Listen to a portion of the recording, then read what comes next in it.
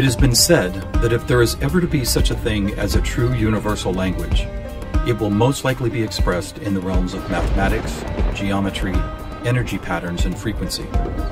Could it be that this language, or at least the foundation of it, already exists here on Earth? Is it possible that over the course of thousands of years, we have been somehow guided in the process of creating this new form of communication?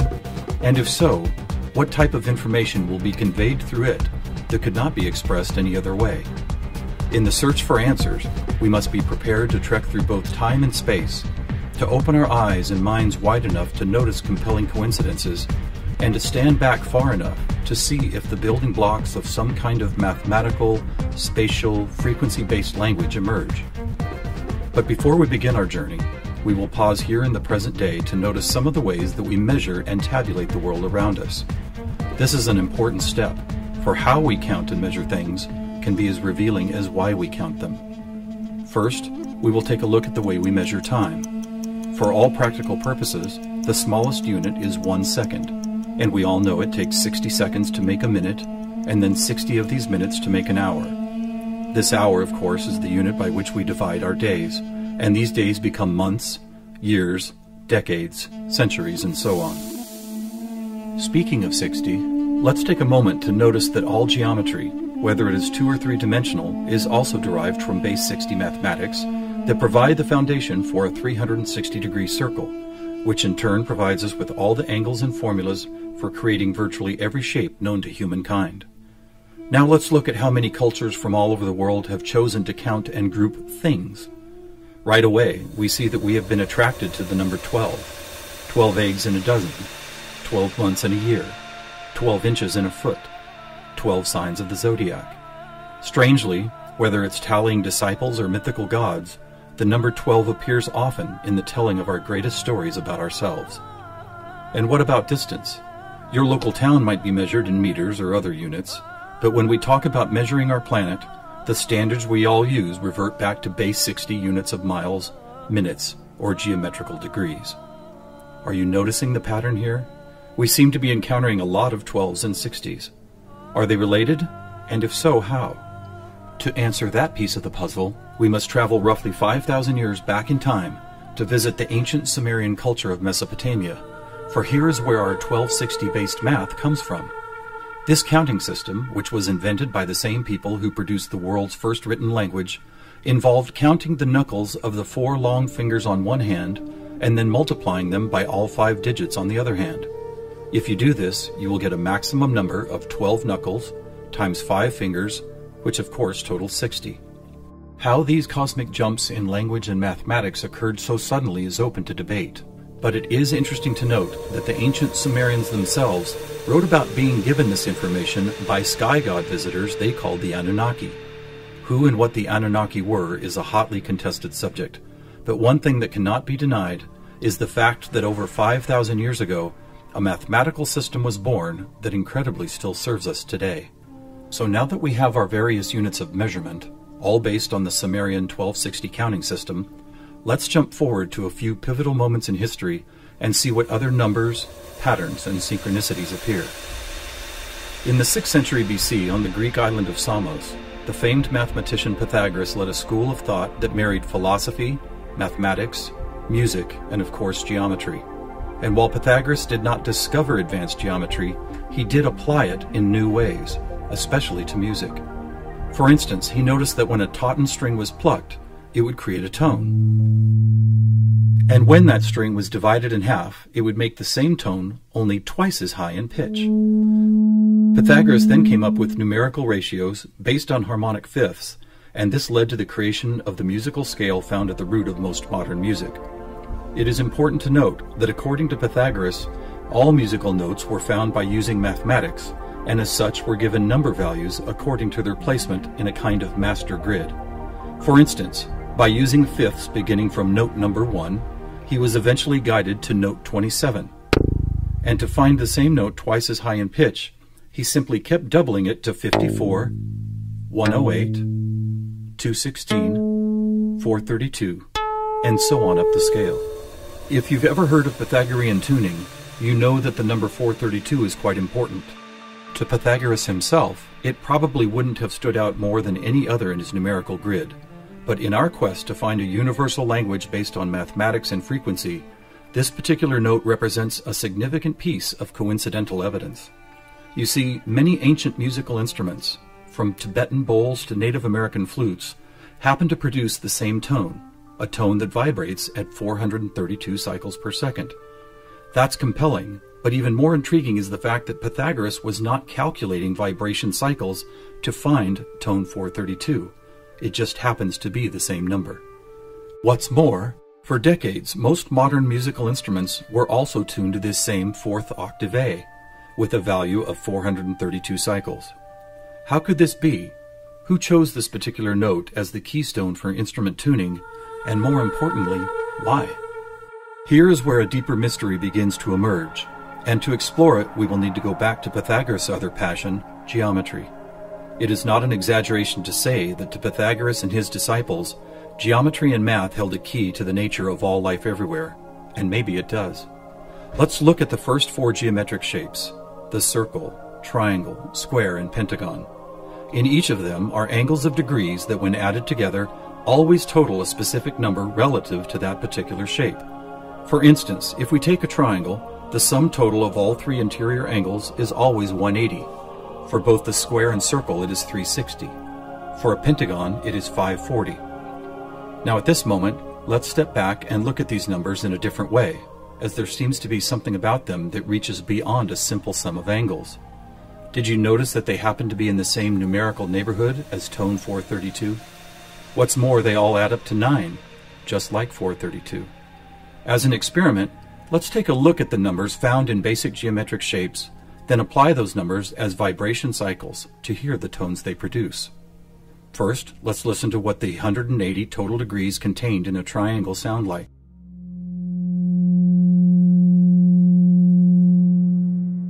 And here's a squares and circles 360 in cycles per second. A perfect octave up from the triangle. What about the pentagon at 540? That sounds like a harmonic fifth of the other two. That's interesting. What are these tones? They are F sharp and its perfect harmonic fifth of C sharp. Let's keep going. What does a hexagon 720 sound like? Another F sharp. Here's a seven-sided septagon, which totals 900. This is an A sharp, which happens to be the note required to complete an F sharp major chord in perfect three-part harmony.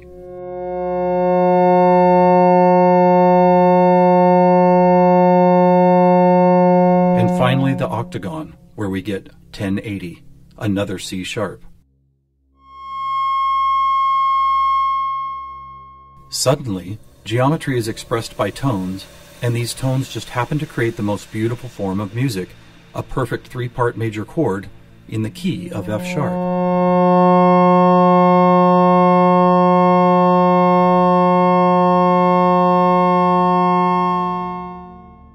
Is this something we've been missing for years? Is it important? To the famous philosopher and mathematician Plato, the answer would have been a resounding yes, for it is Plato who advanced the study of two-dimensional geometry into three-dimensional geometry, and who began to recognize that nature, whether expressed as a tone, the petal design of a flower, or the spiraling design of a seashell, seemed to follow a 3D mathematical pattern. In fact, it became an obsession of Plato to try and find the simplest three-dimensional geometric shapes, and his quest ultimately revealed what we now call the Platonic solids. In essence, these forms represent the most elemental construction blocks found both in human-made and natural forms. So let's see if and how they fit into our geometry tone grid. First, there is the tetrahedron, or a three-sided pyramid comprised of four interlocking triangles. As we did before, let's add up all the angles found in those four triangles. The answer, 720, which we have already seen is the tone F sharp.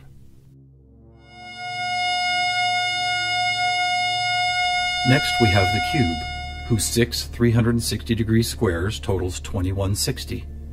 What does it sound like?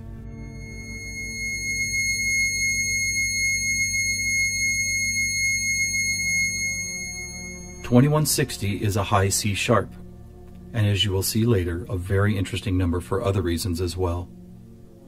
Next up is the octahedron. Constructed of 8 triangles, this shape totals 1440, which is another perfect F sharp higher up the scale. The icosahedron is made up of 20 triangles, so the total number of degrees is 3600. As a tone, 3600 vibration cycles create the A sharp needed to complete yet another F sharp major chord that sounds like this.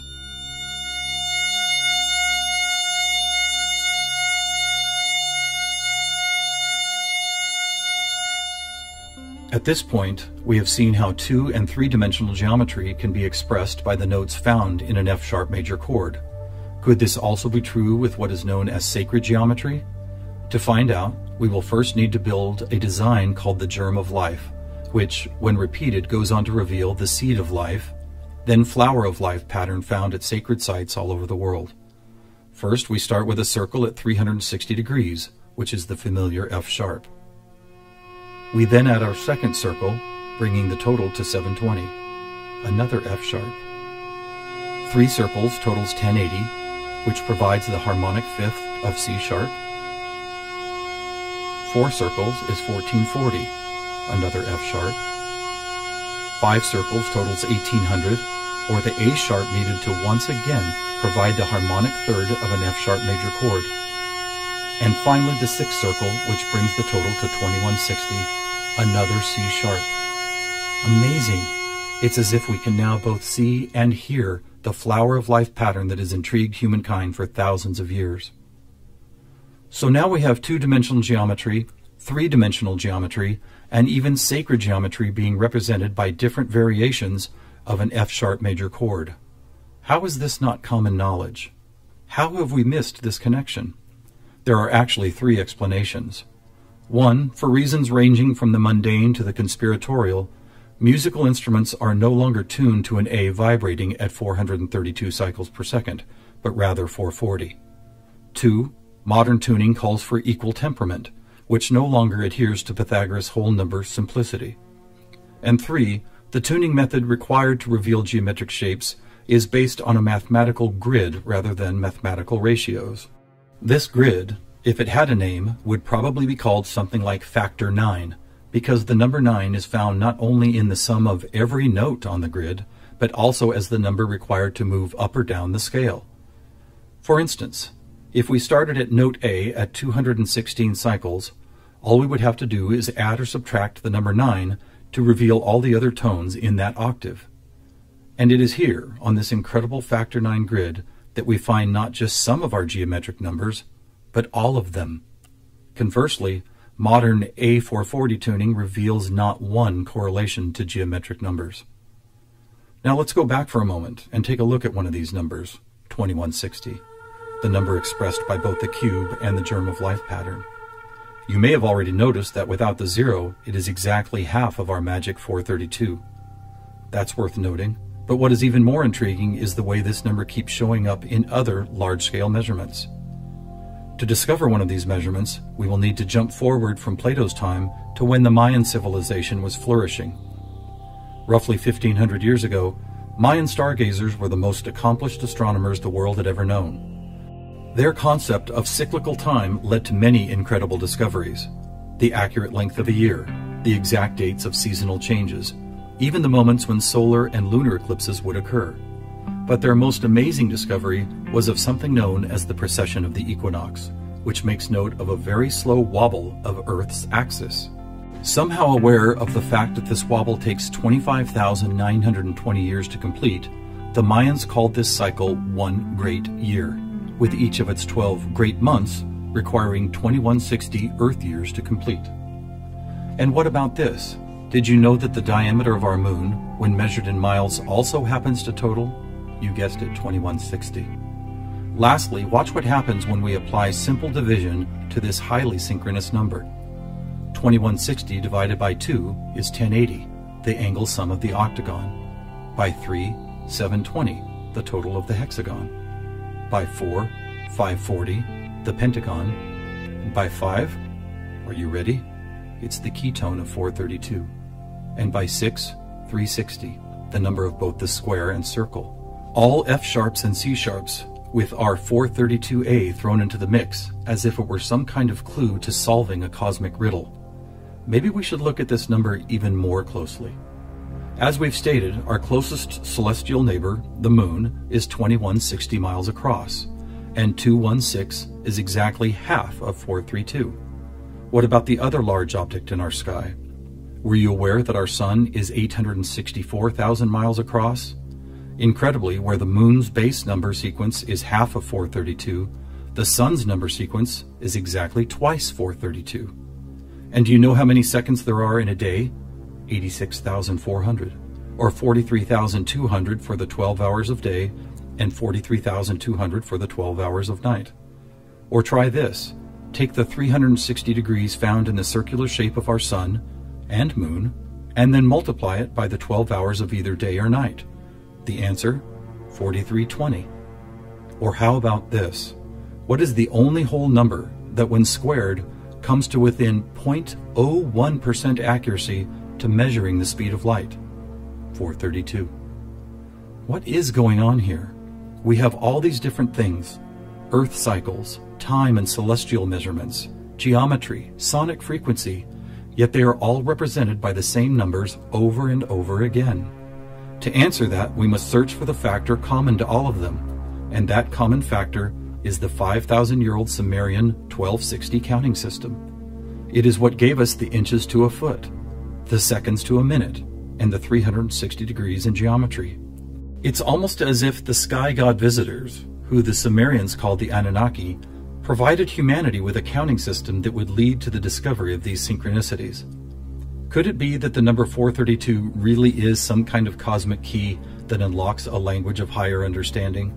And if so, have these sky visitors ever been back to make sure we don't miss the importance of the 432 matrix? One possible answer can be found in the story of a man named George Van Tassel, a respected aeronautical engineer who believed he was contacted by extraterrestrial beings in the early 1950s. During this encounter, Van Tassel said he was provided with a mathematical formula that could be used for everything from time travel to sound frequency healing, and which he used to build the world-famous Integratron near Joshua Tree, California. What is this formula? It is F equals 1 over T, or frequency equals one particular something divided by the number of time. Well, what if that one something was the biggest one on our planet, the one great year of 25,920 discovered by the Mayans? And what if the number for time was the most logical choice of 60? Suddenly, this mysterious equation is expressed as frequency equals 25,920 divided by 60. Are you ready for the answer? It's 432. Not only the frequency that instruments all of the world have been tuned to for thousands of years, but also the number that reveals the synchronistic nature of life on this planet. Noticing all these coincidences revealed by the 432 matrix and the Sumerian counting system, we must wonder if other ancient cultures were aware of them as well. Just scratching the surface, it would seem that they were. For example, let's take the Sumerian 12 and square it for a total of 144. Right off, we see that it is indeed a number and tone contained within our factor 9 grid. Expanding outward, we find 1440, then 144,000, which is a number that appears all over the world in the most compelling of ways. Take, for instance, the Great Pyramid of Giza. It happens to have been covered with 144,000 smooth white casing stones. To ancient Mayans, 144,000 days was the length of their 394-year Baktun, a time cycle which has just begun again. In the Bible, we read that there will be 144,000 chosen ones redeemed from the earth prior to the apocalypse. Obviously, number sequences like these have been significant to many different cultures and religious sects, and to one enigmatic group in particular, the Freemasons. Were the earliest Masons, the supposed keepers of sacred information, also aware of the factor 9 grid, the 432 key, and the number 144,000? Their infatuation with the numbers 3 and 13 might be telling. For instance, if you divide 144,000 by 432, the answer is 333.3 into infinity. Or take a look at the back of a dollar bill. That famous unfinished pyramid could be revealing some interesting clues. For instance, there are 13 steps climbing the pyramid, and 13 times 33.3 is 432.9. Even the shape of the flat-topped pyramid appears to be made as if someone had drawn 4 dots in a line, then 3 above it, then 2 above that, and then connected those dots to reveal this iconic shape. And of course, let's not forget that the square root of our all-important factor 9 grid is 3 threes. Who else knew about 432? The answer is surprising. In India, large cycles of time are called Kali Yugas, and each one is 432,000 years long. In fact, the number 432 appears so often in sacred structures and myths, from Stonehenge to the pyramids, that author Joseph Campbell could not help but see it as the most important mythological number in history. So what do we have here? What is it that's trying to be expressed by all of these coincidences? One answer is that over the course of history, we have been somehow guided toward both the subconscious creation and eventual conscious recognition of a grand pattern based on frequency, mathematics, time, space, and geometry. Quite possibly, these synchronistic numbers, shapes, and tones represent the building blocks of a language that we do not yet fully understand, but could turn out to be the most important language we will ever learn. How will we use it? Who will we be conversing with? Time will tell. Thousands of years ago, from locations all over the globe, various prophets, shamans, and seers described an era when humanity would make some kind of cosmic leap into a next level of consciousness. Here, at the dawning of the age of Aquarius and the start of a new Mayan Baktun cycle, maybe it's happening.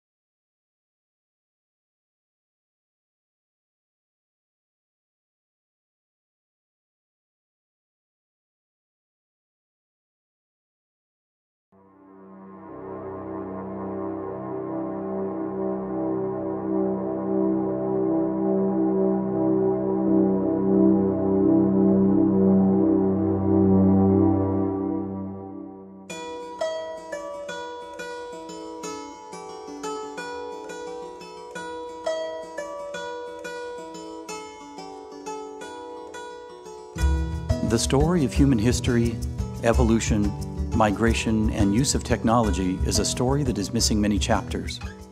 We believe we have fashioned a fairly accurate account of where we began, how we migrated across this planet, and at what point in time achieved profound technological advances. But this historical account is also full of questions and illogical pieces of evidence. To this day, we still do not know how ancient Egyptian and Mayan pyramids were built, and on occasion, an archaeological site like Göbekli Tepe, a temple complex built roughly 12,000 years ago in Turkey, leaves us baffled and forces us to reconsider the nature and timeline of our existence. But based on the majority of evidence available, we can surmise that, up until around 6,000 years ago, most humans were primarily hunter-gatherers, nomads that followed favorable climate and food source to stay alive.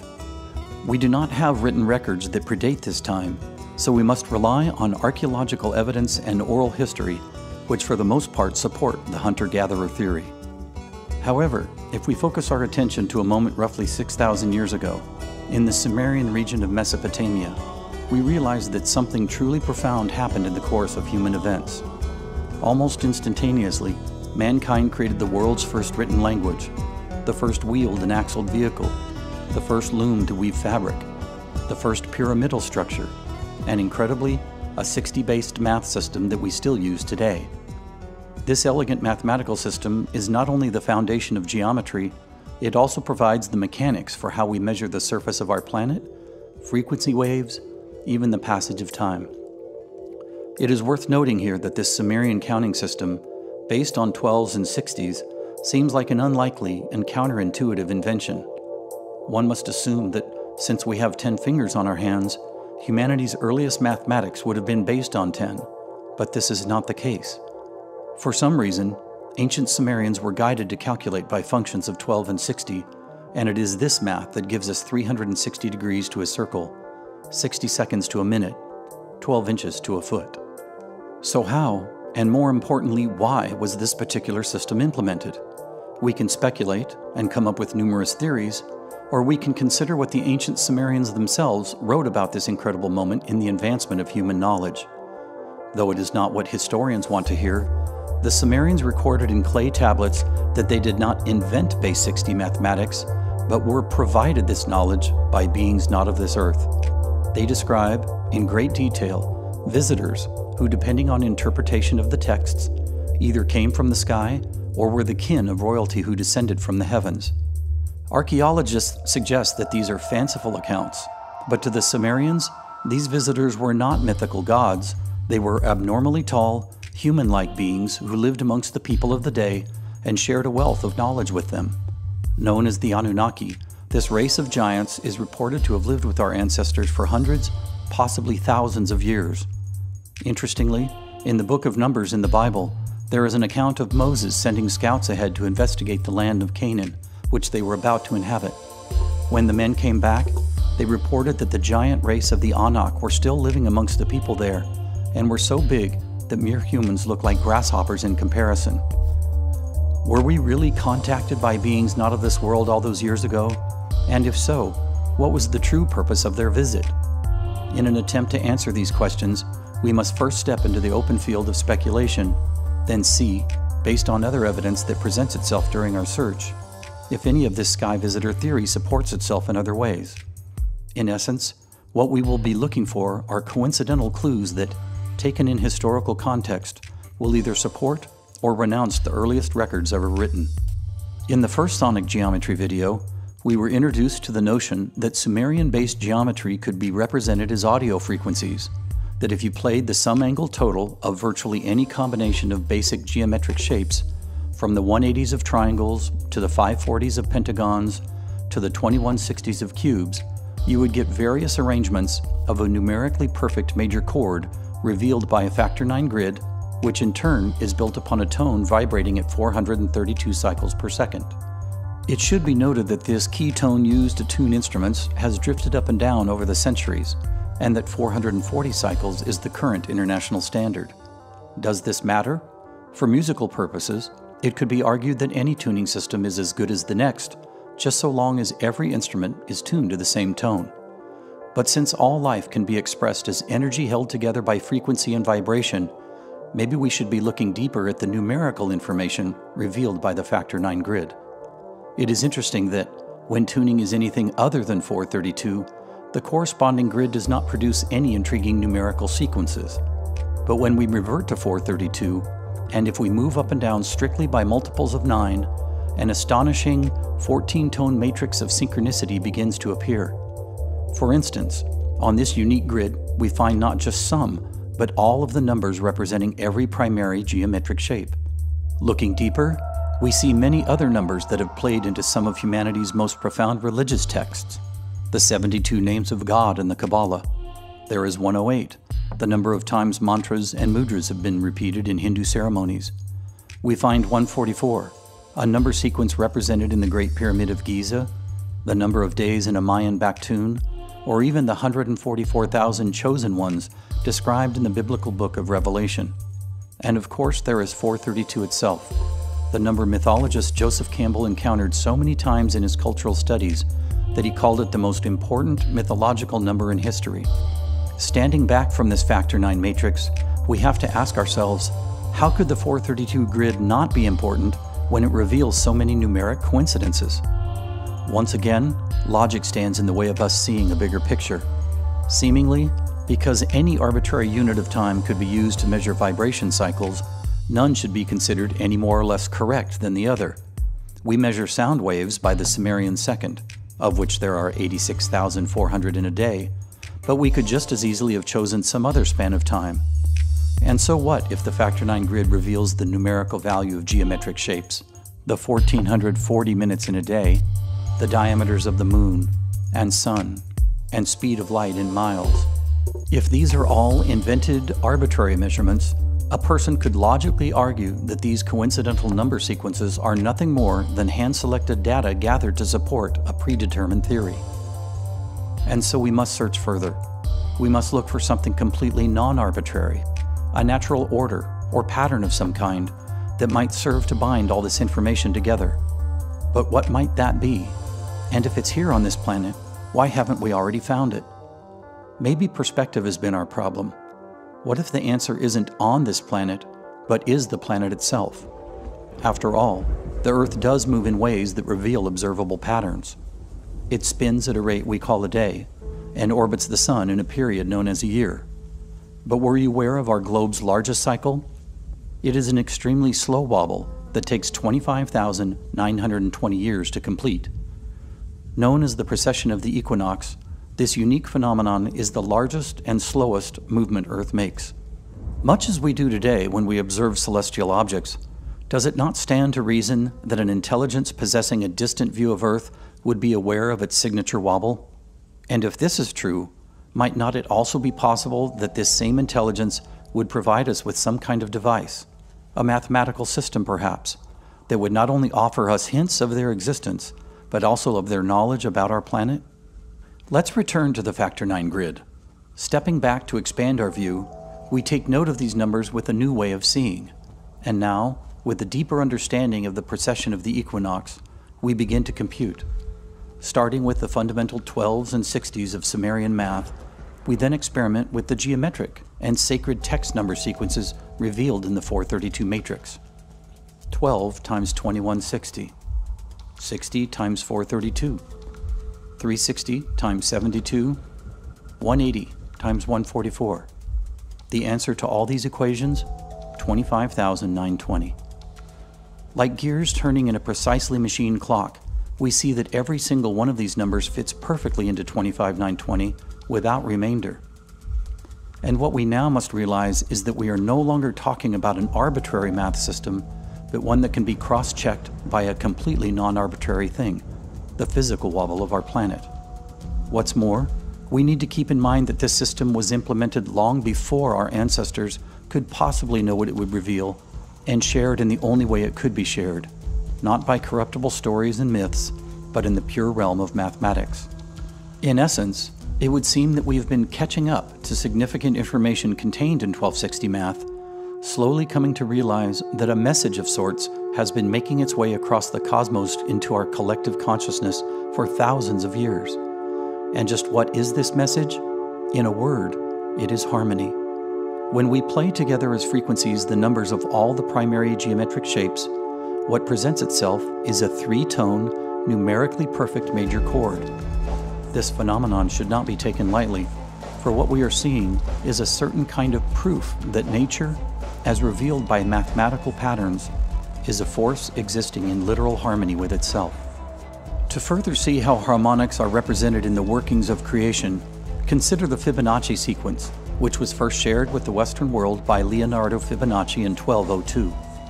This numerical sequence has been found to represent the spiraling growth pattern of many organic shapes, from seashells to entire galaxies, and so represents one of the most important mathematical algorithms ever discovered. If you are at all familiar with this sequence, you know that it starts from 0, moves forward by 1, then continues by adding the previous 2 digits to arrive at the next in the sequence. So when we take our first two numbers, 0 and 1, and add them together, the sum is still 1. From here, the sequence begins its journey. 1 plus 1 is 2, 2 plus 1 is 3, 3 plus 2 is 5, 5 plus 3 is 8, and so on into infinity. Now, if we were to apply frequencies to this sequence, we would not get audible tones, as single-digit vibrations per second cannot be heard by the human ear. Instead, let's start the Fibonacci series with an audible sound wave. In this case, we will use the numeric value of a simple geometric shape, the triangle. With an angle sum total of 180, this is what a triangle sounds like. Now let's begin again, this time taking note of both the number and tone it represents. We start at 180, and of course 0 plus 180 gives us another 180. Next is 180 plus 180, 360, an octave above the first tone, and also the number representing the sum total of a circle or a square. And here is when things get really interesting. Add 360 to the 180 before it, and you get 540. The sum total of a pentagon, and also a perfect harmonic fifth of our first tone. Then 540 plus 360, and the total is 900. A septagon, and the major third required to build a geometrically perfect major chord once again. Moving one step higher, you get 1440, represented in geometry as a star tetrahedron, or the shape known in ancient Jewish texts as a Merkaba, and which provides another octave of our first tone.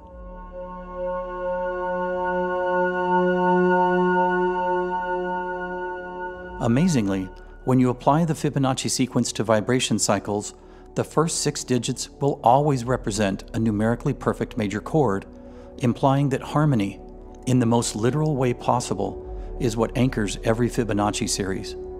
And once again, we must acknowledge that we are not dealing with an arbitrary, man-made system to reveal these harmonics. Rather, this is yet another example of nature, through number sequences, revealing the harmonic essence of life to mankind. To see how the Fibonacci sequence reveals a spiral, as well as a significant mathematical constant known as the golden ratio, we will need to think spatially. Let's start with a square, but rather than a single square with a volume of 1, we will once again assign a sonic frequency to this shape. In this case, we will choose 144. 0 plus 144 is of course another 144. Then adding these two numbers together, we get 288, or a higher octave of the first tone. Moving on, 144 plus 288 reveals our mysterious 432. Then 288 plus 432 equals 720, or the sum total of a tetrahedron, before arriving at our sixth square and frequency of 1152, a higher octave of the first tone. As you can see, the combined length of any two previous squares informs how big the next square should be, which in turn dictates not only the arc of the unfolding Fibonacci spiral, but also the tones required to build another numerically perfect major chord. Lastly, to arrive at what is known as the golden ratio, which shows up repeatedly in nature, geometry, classic architecture, even the design of the human body, we simply divide one number in the sequence by the number preceding it. And though there are slight variations to be found early in its stages, the golden ratio, carried out to the nearest 100th, is 1.61. This turns out to be a cosmically significant number in our search for coincidence and synchronicity, for watch what happens when we square 1.61 carried out to the nearest thousandth. The answer? 2.592, the same exact number sequence as the precession of the equinox. To further explore the idea that ancient sky visitors were not only aware of Earth's signature wobble, but also the Fibonacci spiral and frequency's relation to geometry, we turn to one of the most famous Sumerian documents ever discovered. In what is known as the King's List, this clay document records the successive and seemingly impossible long reigns of various rulers of the region. Since cuneiform was the first written language, there is no way to cross-reference this list with any other historical document. But in the end, the names may be less important than the number of years the first three kings were said to have ruled: 28,800, 36,000, and 43,200 years. Do these numbers look familiar to you? They should, for they are all sequences found on the Factor 9 grid. But what's even more astounding is the fact that, when played together as frequencies, they create the same major chord revealed by the Fibonacci sequence.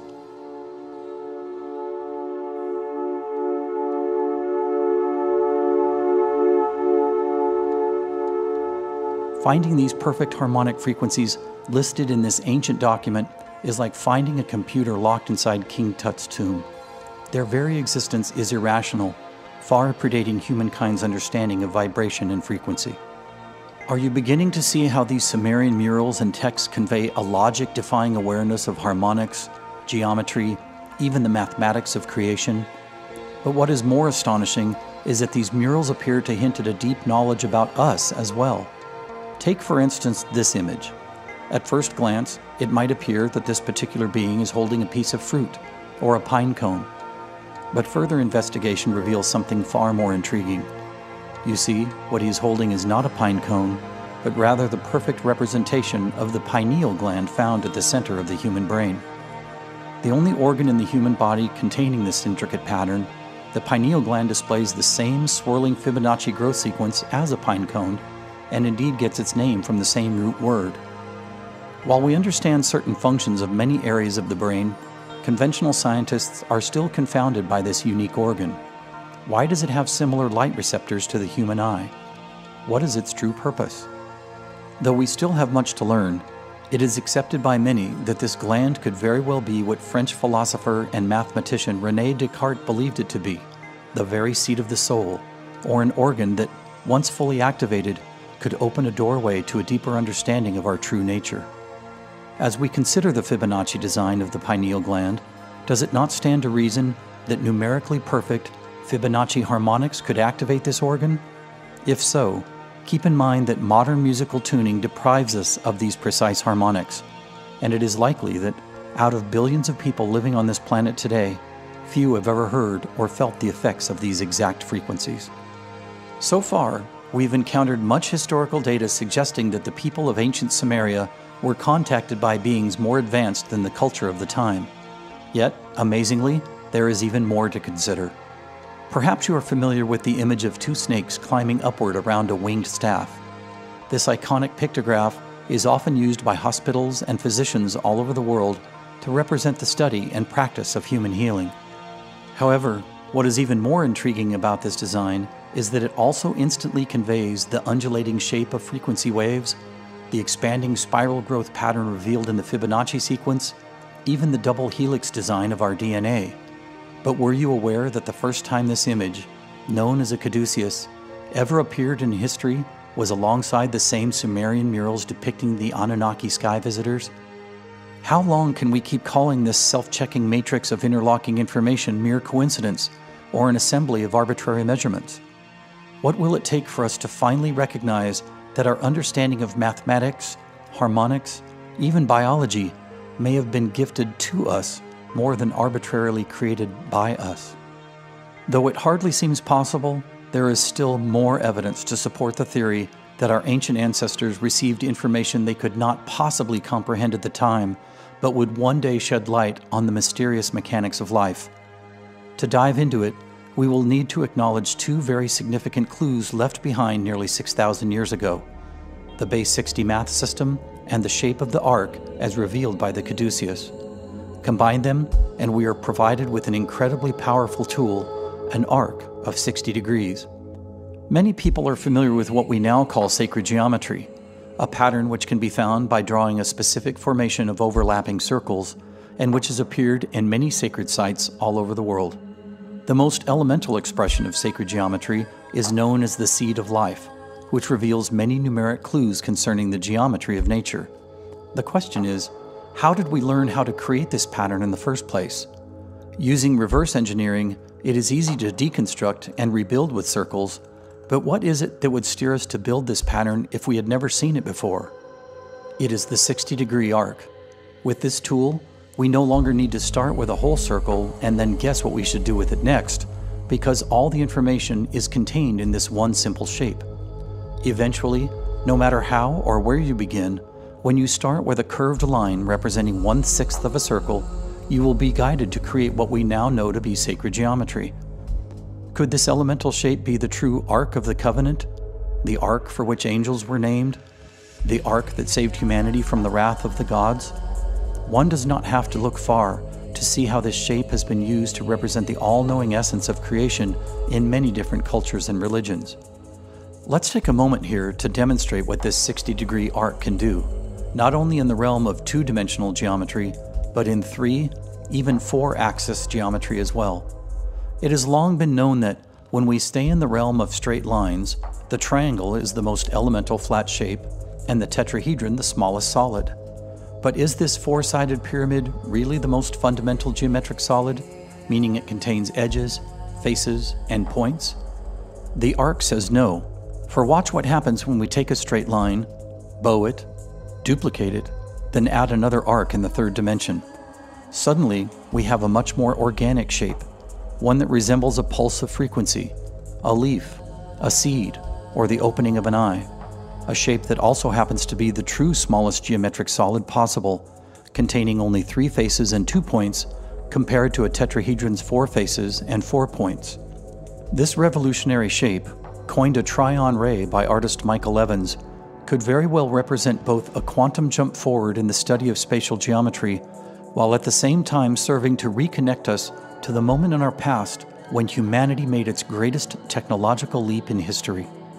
As we consider this Tryon ray, with each of its 3 faces locked in arcs of 60 degrees, let's direct our attention to the other significant number in the Sumerian counting system, 12. Watch what happens when we take 12 of these fluid shapes, then radiate them out from 0 point. Of course, there are many directions these 12 vectors could go. How do we know which will keep us on the path of sacred geometry? For that, we simply refer back to the Sumerian 60, this time using it as an angle of deflection to form a structure that, if momentarily frozen in time, would look like this. And here we see something truly unexpected. When we use this same shape to connect the 12 outer points, we find 4 perfect orbits circling a nucleus, revealing the very structure of an atom.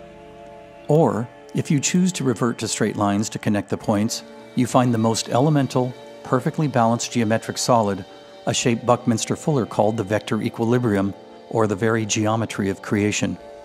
But rather than stay in this rigid realm of straight lines, let's return to the more organic, curved expression of this structure and notice another piece of intriguing information. When we add together all 36 of its arcs, each containing 60 degrees, the sum is 2160, the same as an astrological age. Then, if we multiply this 2160 by the structure's 12 external points, we arrive once again at 25,920, the master number revealing Earth's signature wobble. This construct, which has been described as the Genesis structure, also happens to give birth to the energetic pattern known as a tube torus, a zero-point energy phenomenon considered by many to be the driving force of creation in the entire universe. Consider the design of an orange, or the dynamic pattern created by Earth's magnetic field, each one revealing the energy pattern of a tube torus. What else? As we follow the expansion of this structure, we see a perfect representation of the first moments of cellular division, or the very beginning of life itself. As expansion continues, the mystery of sacred geometry unfolds in multiple dimensions. Here we see an expanding matrix built with this structure. If we dissect it at a particular point of its growth, we find the exact same seed of life that has been inspiring our species for thousands of years. Amazingly, when we do nothing more than adhere to the 12s and 60s of Sumerian math, the geometric essence of creation is revealed. It is understandably difficult to believe that contact with sky visitors has occurred in our past, but for a moment, allow yourself to consider the idea that the Sumerians were not lying, and that an intelligence of some kind did indeed choose to reach out and share certain knowledge concerning the very nature of our existence. Now stop and ask yourself the following questions. How would this intelligence judge us today? Did we use the information wisely? Did we grasp early enough that nature, whether expressed in the orbital design of an atom or the spiral of an entire galaxy, is an elegant system existing in literal harmony with itself? Or did we lose the connection through pride, ignorance, fear, and doubt, choosing to become the only known dissonant note in the otherwise harmonious design of the universe? Being creatures of free will, we stand at a unique crossroads in our evolutionary story. We can continue a while longer along the path of discord and destruction, or we can retune ourselves to the grand orchestra and participate in the ongoing symphony of creation. The choice is more critical now than any time in history, and you are alive in this moment to affect the outcome. All life, in all its dimensions, is waiting to see what happens from here.